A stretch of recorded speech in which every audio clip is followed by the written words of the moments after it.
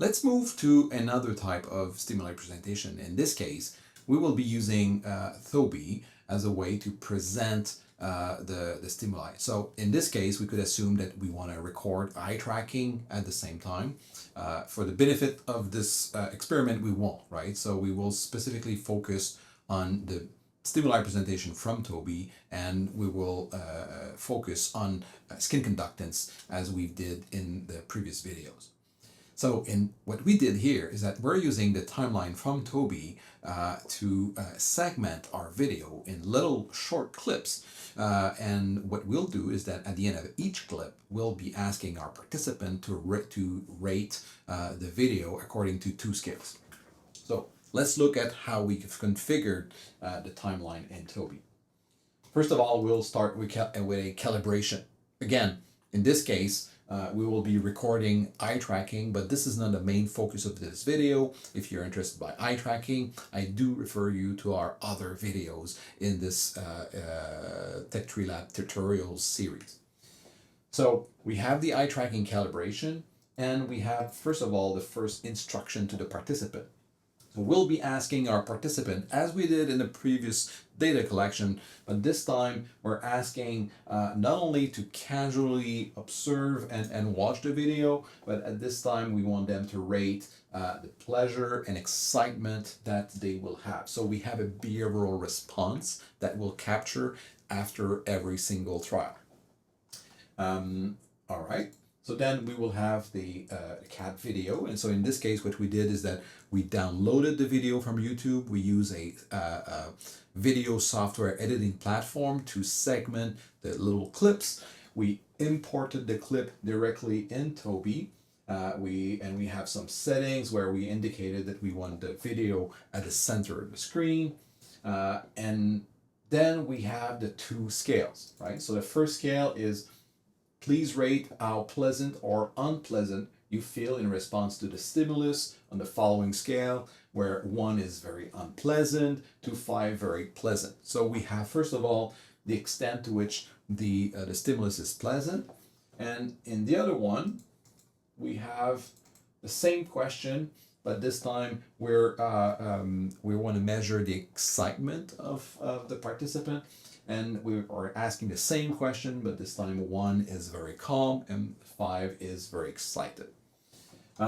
So we will record that. So Toby will be able to capture the value of the participant when, and we're asking the key press here. So as soon as the participant will answer, it's going to move automatically to the next screen. And we repeat this with 6 cat video, and that will conclude our data collection. The main purpose of this demonstration is to be able to show that these videos, they will come with markers. So automatically in our timeline after the recording, we'll be able to see when they have happened. And also Toby will be able to capture the behavioral response. So as per our first data collection, the participant is, again, we're recording skin conductance with the cobalt blue box. And what the system has been designed to is the cobalt blue box is sending synchronization signal directly in Toby.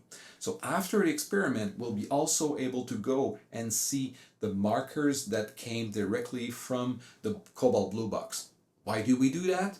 Well, after we're done with the data collection, we'll be able to export the data from Toby, but also from the blue box, and use Cobalt Photo Boot to synchronize all the data. And these markers that were sent from the blue box to Toby will be used to resynchronize the data.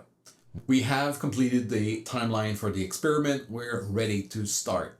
And we have a participant with us. Again, it's Xavier. Hello, Xavier. Hi. Thank you for being our participant again today. My pleasure. So this is the second part of the experiment we've conducted previously, and this time, as we mentioned, we have this timeline with discrete stimuli and behavioral response after each trial. And I'm in the design tab in the Toby Pro Lab, and I'm going to move to the record tab here, and I can see my timeline. I need now to create a participant. So if I go at the bottom and I click here, I will say that this is participant, let's say number 2, because we had number 1 previously. And here I will click enter,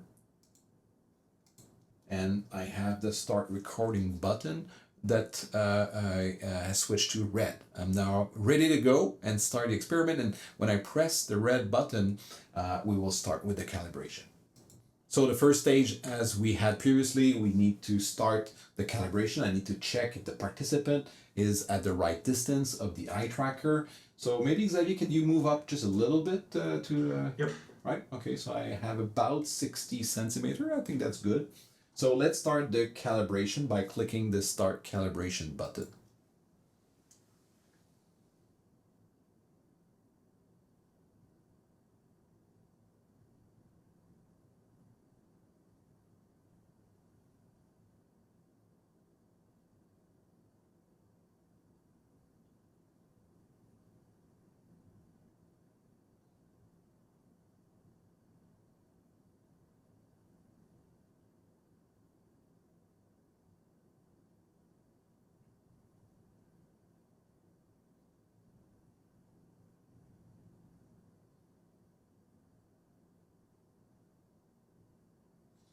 All right, so the calibration has completed, and as we can see, we have quite good data for calibration. As this is not the main point of this experiment, I will not expand on this.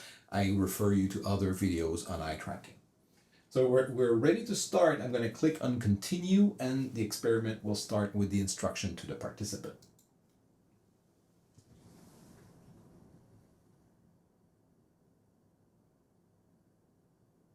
Do you have any question on the instruction?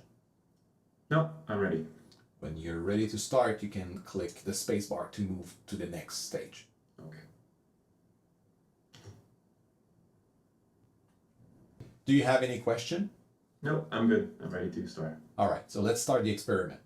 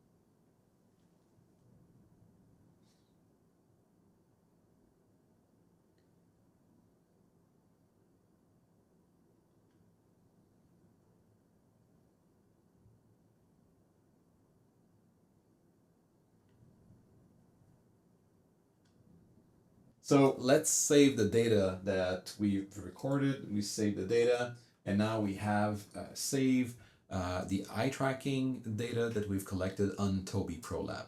The experiment is now completed. As you could see, we had 6 very short clips of cats on which we recorded the eye tracking, but also the data from the cobalt blue box, where we have very specific markers for the beginning and end of those video, and some marker coming from the cobalt blue box to synchronize the data. So first of all, we'll thank our participant. Is it Xavier? Yes. Thank you so much for participating in our experiment. We'll now move to the analysis and take a look at with the data that was recorded. Thank you very much, Xavier. We've completed the experiment. We've collected the data. I want to take a look with you at what we've collected. The idea here is not to post-process the data, just to go and look at the automatic marker that were added in the timeline as we collected the data. And just to make sure that we have all the data we would need if we were to analyze the data segment by segment. So in Co-director we were in the Record tab. We need now to move to the Analyze tab. In this tab, we have the recording number 4. That was the recording we did with our participant number 2. That was the participant we just did for this second part of the experiment. There's a lot of information here, and as you may refer to other video we've done on eye tracking and how this whole thing works. So I will not come back and review everything, but you have a play button here which allows for obviously playing and reviewing the data collected, and you have the fixation and saccade as if they were replayed in real time. So this is not what we're doing here. We want to go and look at the data. First of all, we want to make sure that data was well synchronized between the blue box and the Co-director. And you have here, and this may differ from one experiment to another, but what we had configured the blue box was to send marker at different interval, and those marker they came with some specific key, and you see that we had sent a marker here. This was marker number 1, and they are padded between an F23 and F24 marker. And you see there's a second marker coming up just a little bit later, and a third marker here, and a fourth marker, always in between this F23 and F24. So the specific of those marker is not really important, at least not for this training. The important thing is that you can indeed see that there was a marker sent from the blue box to Toby so that we would be able to resynchronize the data at a later stage. What else do we have here that would be important for the analysis of your data? Well, if you move to the TOI, you can see that if I click on the little eye here, I can highlight all the different parts of the experiment where I can see, for example, when the first cat was presented. So I have this little timeline that appears that shows me when the cat was presented, and if I move the red line, I can see indeed that the first cat was presented at that point.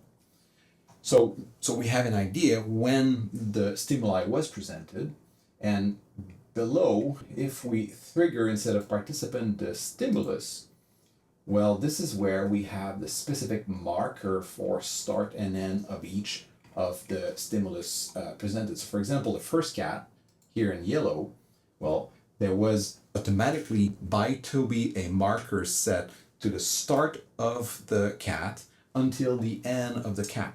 So compared to the moment of the first experiment we did previously where we had a continuous stimuli, here I inherit from the stimuli, from the marker from Toby that are automatically are created in the system that I can eventually reuse to analyze. So it would be possible in this case to analyze the average skin conductance amplitude between the beginning and the end of the cat, and eventually compare that to the self-reported measure of excitement reported by our participant, right?